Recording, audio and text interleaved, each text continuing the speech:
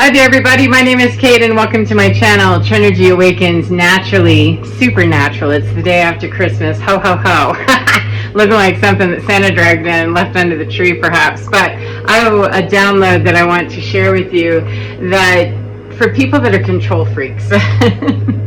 That's probably not you, right? It was definitely me. I'm still kind of a control freak, but I wanted to bring something up that was coming in for me this morning is that we hear motivational speakers, spiritualists, pastors, parents, I don't know, whoever, coaches, give us these inspiring things about just leap for life, you know, and just take the plunge, take the challenge, just do it. And we're looking at somebody who's a mega basketball star, or they're a mega country western star, or they're a mega something. And they already have their position of superiority and authority to be talking about, you know, the grandiosity of what they've done. And something that I want to pose is that for me that was a real block to try to understand what somebody was saying to me of just do it, you know, that yeah, that's easy for you to say is my first defense in my mind that would come up. And even though I could hear a person's story about how, you know, I had holes in my shoes when I got started, that whole story, it still didn't sit well with me because the way that it was being presented wasn't in a very digestible format for me. And so one of the downloads that I was getting this morning, Christmas time by the way, Merry Christmas, lots of gifts, and yep, gonna have to take time to pull the plank out of my eye, I guess. Is to one of the gifts that came through this morning as I was reviewing, you know, some of these things that were coming up is that when we're looking to ungank our control freak, or, you know, loosen up our little booty cheeks just a little bit, or get a little less, you know, restrictive and clamp down in places, is not so much to think about the biggest dream of our lives. You know, I want to be a movie star, I want to, you know, move to France, I want to do whatever. We want to have this really big epic life, and yet we're over here perhaps not having such an epic life, or we don't feel like it is.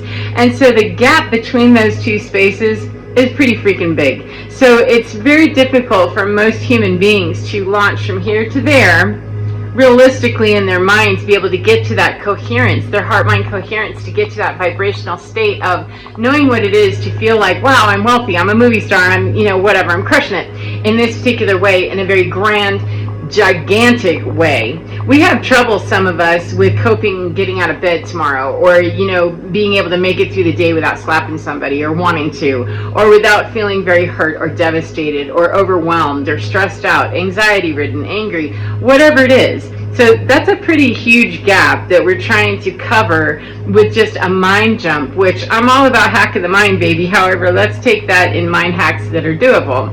You know, we can't often clear out our entire operating system of all the, you know, viruses, etc. We can't usually clear that out and just get a fresh update and we're up there with everything online and we're ready to go. We're up here with our brand new life. There's usually quite a few bazillion million steps in between, and that's what I want to address, is that people who are standing at their zenith and saying, you know, this is how I did it, the thing that I really want to put out to you is that be at your zenith today. Be at your zenith today. Call it your zenith because you're here asking the questions. You're here on the planet asking the questions, or you wouldn't be alive to be trying it again or doing it again. And so make this your zenith day to say, this is a great day. This is where I'm starting. This is my day today, and I'm grateful for it. And find those things in your life that you can be grateful for today.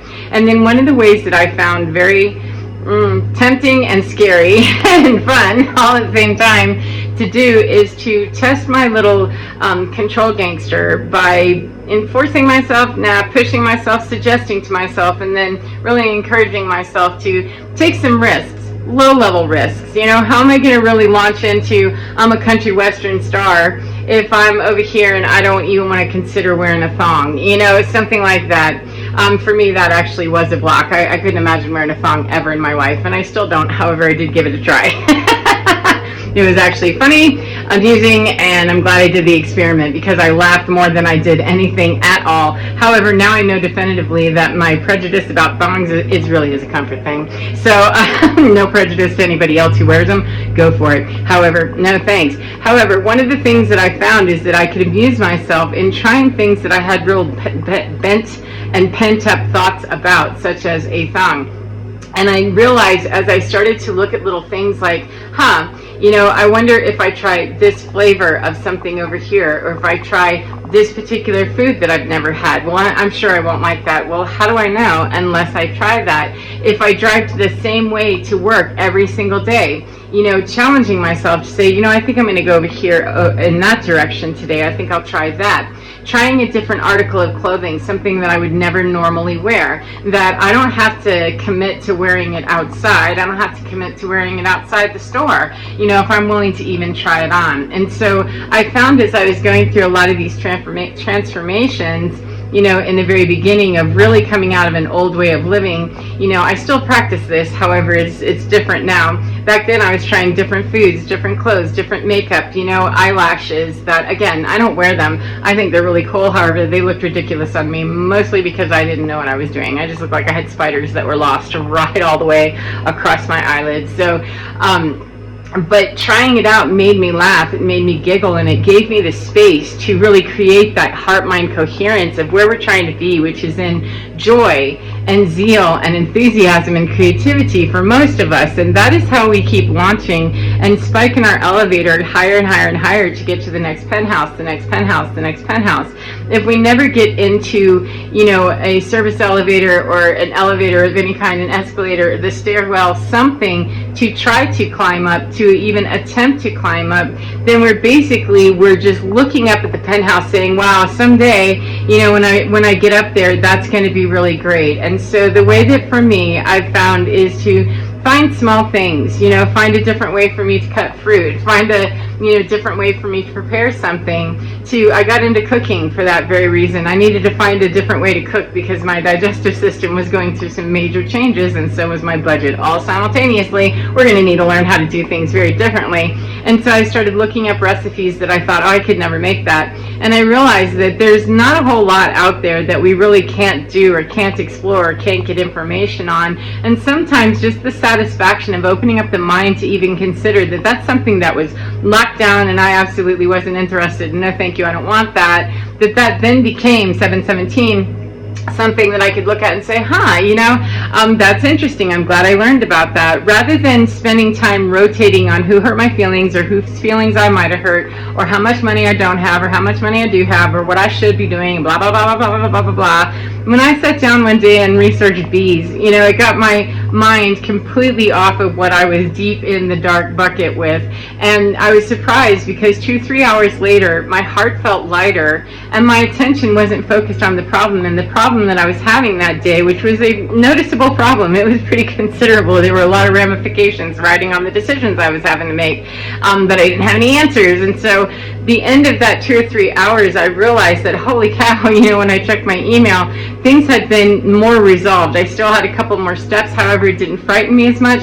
808. It didn't bother me as much. I wasn't as angry. I wasn't as victimized. I wasn't as sad. I wasn't as traumatized. I wasn't as anything because I had kept my mind over learning about something that was holistic and completely unrelated to the past or the future. It's just right now because bees are right now and I'm learning how they're living right now. I'm not worried about the tragedy of anything that may have happened to them or me in the past, and I'm not worried about the future.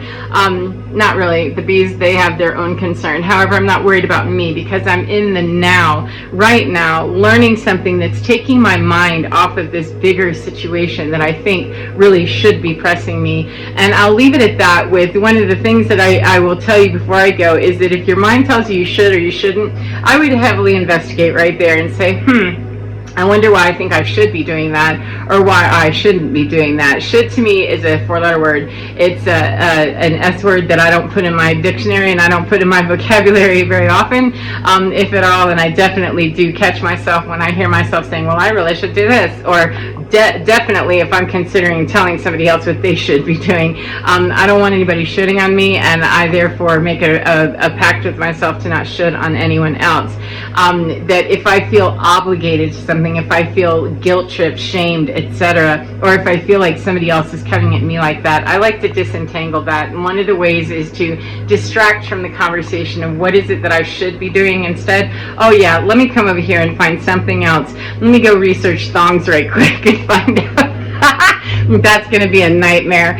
Or let me go and look up bees. Let me go and look up, race cars. Let me go look up something that is completely unrelated to me and my life. Let me find a different way to drive to work today. Let me find a different park that I can go and have lunch in. Let me find a different food. Let me find a different compartment in my mind that I can go and stand in for a little while, because I have an endless supply of rooms that I can walk into. And if I already know about the boring rooms I've been in, then how about we leave that back there, get on the elevator, the escalator, the stairwell, something, and jetpack our way up into the penthouse of us and get a different view. So anyway, I hope that's helpful for you in some way, and I hope that you enjoy your day no matter what part of the day you're in. And remember to get within your skin, because you're divine. It's absolutely fine, and it can help you every single time to find a different room to stand in, all the time. It takes a matter of being willing to open a different door and let go of what we're familiar with. Functioning dysfunction is, it's a thing. However, it's still dysfunctional, and I'd much rather have a nervous system that's regulated and a life that is feeling much better to me by letting go of that old nasty energy. So take care of yourselves, and I'll see you again next time, friends. Mwah! Bye.